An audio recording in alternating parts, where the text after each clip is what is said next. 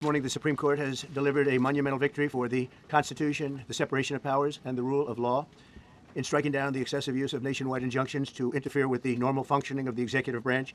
The Supreme Court has stopped the presidency itself. That's what they've done. And really, it's been an amazing period of time, this last hour.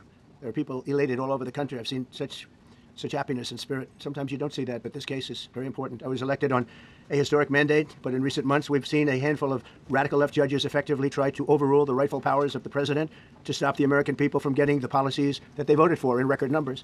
It was a grave threat to democracy, frankly, and instead of merely ruling on the immediate cases before them, these judges have attempted to dictate the law for the entire nation.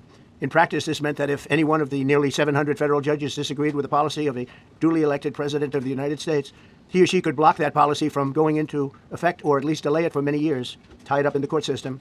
This was a colossal abuse of power which never occurred in American history prior to recent decades, and we've been hit with more nationwide injunctions than were issued in the entire 20th century together. Think of it, more than the entire 20th century, me.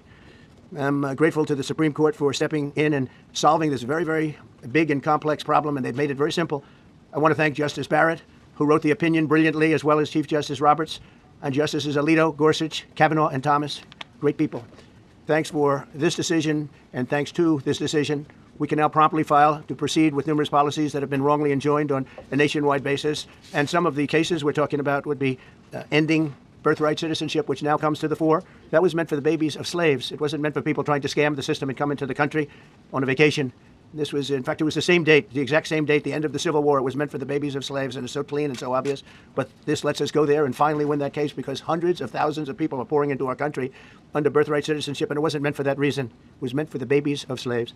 So thanks to this decision, we can now promptly file to proceed with these numerous policies and those that have been wrongly enjoined on a nationwide basis, including birthright citizenship, ending sanctuary city funding, suspending refugee resettlement, freezing unnecessary funding, stopping federal taxpayers from paying for transgender surgeries, and numerous other priorities of the American people.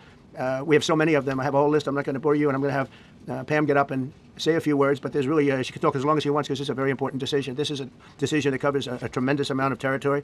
But I want to just thank, again, the Supreme Court for this ruling. It's a giant. It's a giant. And they should be very proud, and our country should be very proud of the Supreme Court today.